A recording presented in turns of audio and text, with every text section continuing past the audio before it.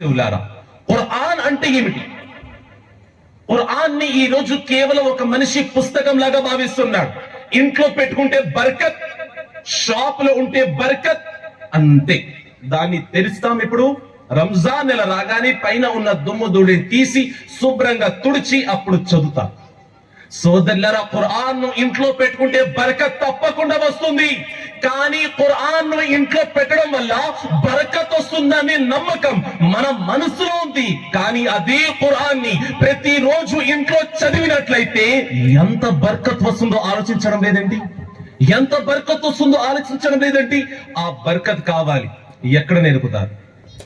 మా పిల్లవాడికి school timing సరిపోవండి, మా పిల్లవాడికి స్కూల్ టైమింగ్ సరిపో, ఏం చెయ్యాలి? ఖురాన్ యొక్క విద్య నేర్చుకోవడం మా మనసులో కూడా కోరిక ఉంది. సోదరులారా, సోదర మహాశివులారా, ఎప్పుడైతే మీరు ఈ యొక్క ప్రపంచాన్ని విడిచిపెట్టి వెళ్ళిపోతారో మీ పిల్లవాడు మీ కబర్ ముందుకు వచ్చి ఆల్గరిథమ్స్ ఫార్ములాస్ అప్పచెప్పడు. మీ కబర్ ముందు వచ్చి అతడు ట్రిగ్నోమెట్రీ యొక్క ఫార్ములాస్ చెప్పడు.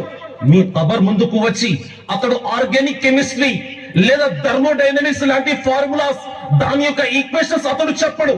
అతడు ఏం చెబుతాడు? కబర్ ముందు వచ్చుని ఏం వచ్చు అతడికి?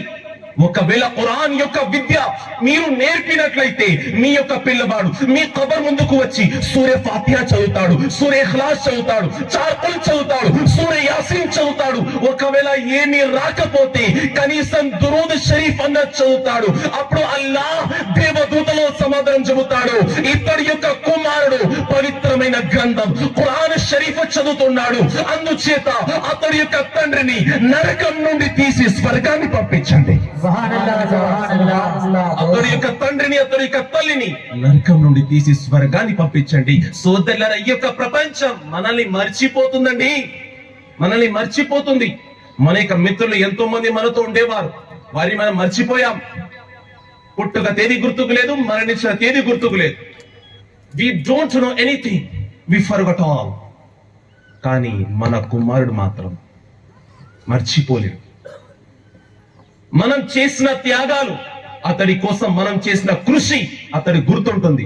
బట్ ఒకవేళ మీరు ఇస్లామిక్ జ్ఞానాన్ని నేర్పినట్లయితే, సోదరులారా, ఖురాన్ ని మీరు చులకనగా భావించవద్దు. సోదరులారా, సోదర మహాశివులారా, ఖురాన్ యొక్క విద్య మీరు చనిపోయిన తర్వాత కూడా మీ వెంట వస్తూనే ఉంటుంది. మీ పిల్లలు దాని యొక్క పుణ్యాన్ని మీ పైన అమర్పణ చేసినట్లయితే ఆ యొక్క పుణ్యం మీ వెంట వస్తూనే ఉంటుంది. ఈ ప్రపంచంలో డబ్బులు విడిచిపెట్టిపోతారు. మీ పిల్లవాడు కఫన్ లో ఒక జేబు పెట్టడు ఆ డబ్బులు పెడదామని, కానీ అదే జేబులో మీ పిల్లవాడు ఖురాన్ ని చదివి దాని యొక్క పుణ్యాన్ని మీకోసం అమర్పణ చేస్తాడు. ఒకవేళ అతడి ఖురాన్ చదవడం వచ్చినట్లయితే, ఇదే మదర్సా మీ యొక్క నర్సీపట్నంలోనే ఉంది కదా, మీ పెద్ద బొట్టు పల్లెలో ఉంది కదా, దారుల్ ఉలూమ్ గరీబ్ నవాజ్, సుబ్హానల్లాహ్.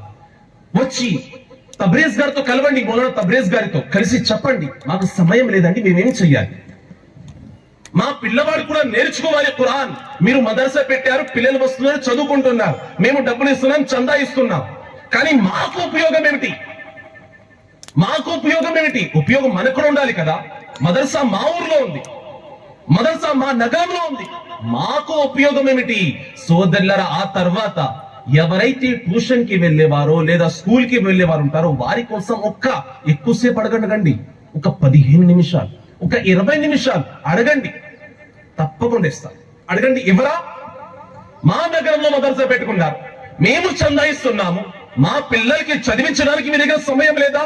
అల్హమ్దులిల్లా, ఆయన యొక్క మనసు కూడా చాలా విశాలంగా ఎంతో ఆనందంగా సమాధానం చెబుతారు.